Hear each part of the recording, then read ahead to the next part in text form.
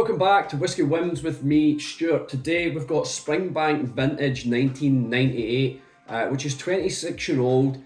The whisky costs about £525 to £540 RRP for a full bottle.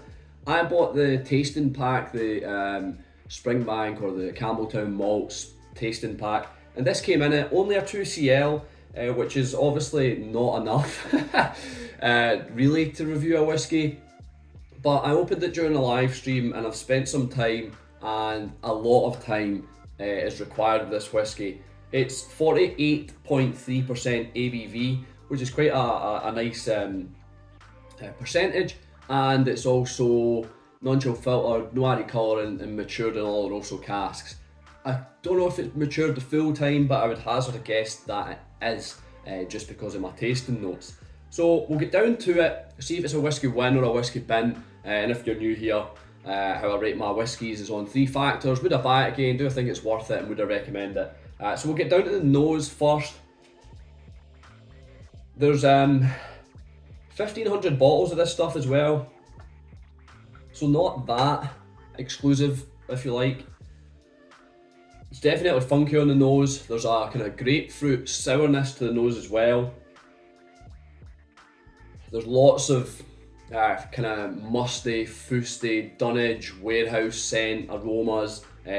Almost, I don't know if it's just because of the change in the seasons, but almost cold, that temperature that it's like in dunnage warehouses. It's quite cold in there, and maybe that's partly the nose that I'm getting that's giving me this feel of temperature change, or maybe it's just the fact that the temperature has dropped in Scotland due to the climate.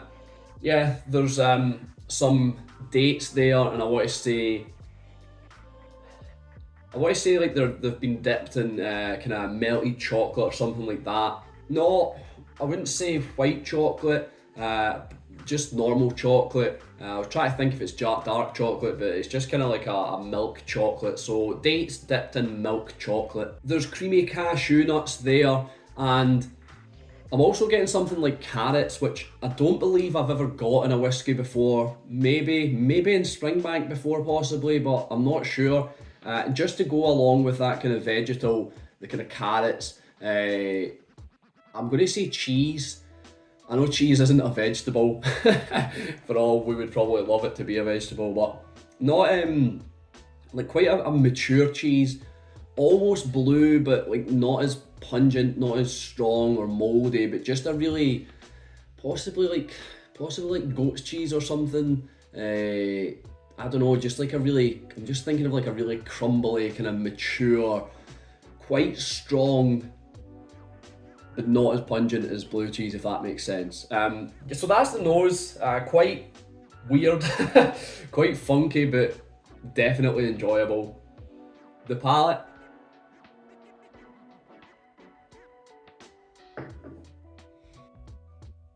It's sherry forward for sure, which is slightly overpowering, but once, yeah, we're doing this quite quick, but I've had a little bit out this and had, I know it's only 2cl, but I had some sitting, and I had it sitting over an hour or so.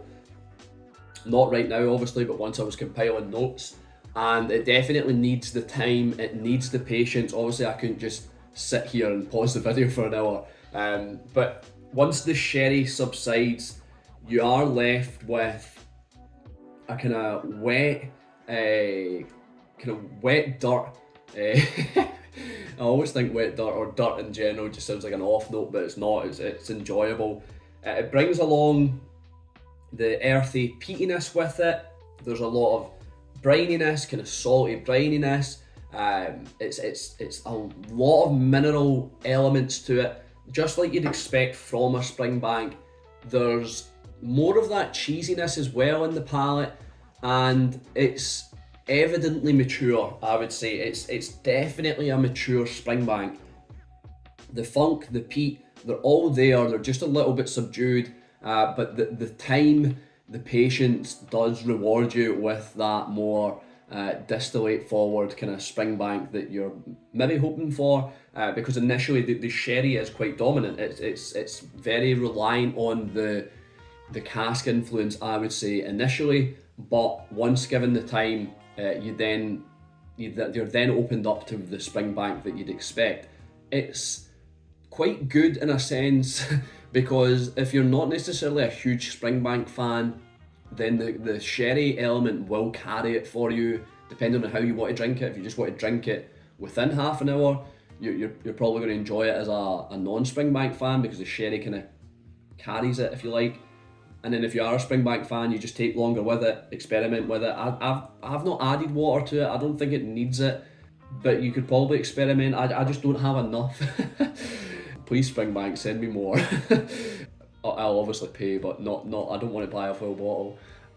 Yeah, the Springbank element does come out, and I've just not got enough of the liquid to explore with water.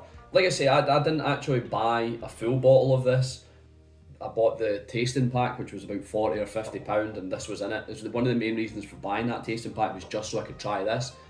The finish, there's a smoky memory that brings along wax, leather, dark chocolate, and also nutmegs in the finish.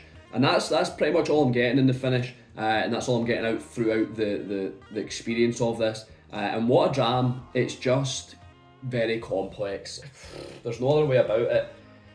I'm going to get down to the kind of conclusion and the rating, because I don't want this to drag on too long. So would I buy it again?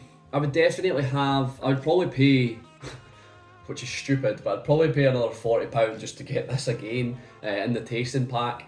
But I would want more. 2cl was like too little. But would I buy it now, having tried it, and the price point of £500, £520?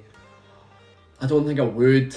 It's just so expensive. It's out with what I want to buy and like the price of it. It's 26-year-old Springbank.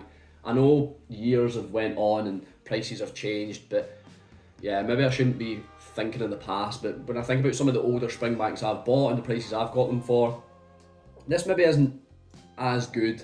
It's a quality, complex, evidently mature Springbank in the experience, but it's not necessarily what I want from a Springbank. I just think the sherry's a little bit too much.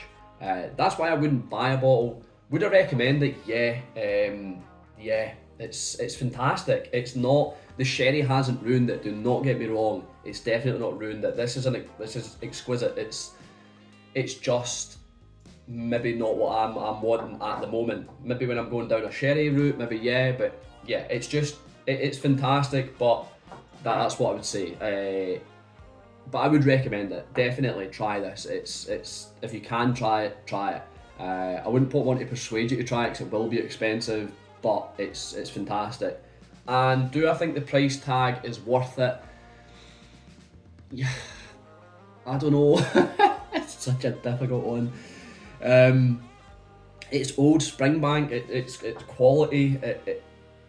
It's probably, it's a lot for a 26-year-old. I was just thinking the other day, like Stevie, my father-in-law, he bought a 21-year-old Glendronach, and that was £200.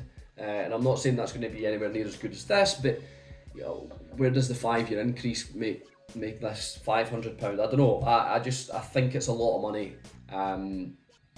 Do I think it's worth it? No. I'm going to have to be honest and just say no. This is going to be a weird review because it's technically 1 out of 3, so technically it's a whiskey bin, but just hold on. Hold on. It's the price. It's purely the price, and just the fact that I can't afford to just drop. I've got a wedding coming up at the moment. I just can't afford to drop £500 on a bottle of whiskey. Maybe a couple of years ago I might have said, yeah, I would buy a bottle, but currently my financial circumstances at the moment, no, I could not justify that. So unfortunately, yeah, by my ratings, a whiskey bin, but it's a fantastic dram. And maybe that's just maybe I'm just trying to throw people off the auction scent. Yeah, stay away from it, bring down the prices. Yeah, it's a whiskey bin by my stupid rating system, but it's a fantastic whiskey, as you can tell, and you can probably see how I've expressed, quite expressive with it. So yeah, thanks for watching. I've been Stuart, this has been Whisky Wins. I'll see you later.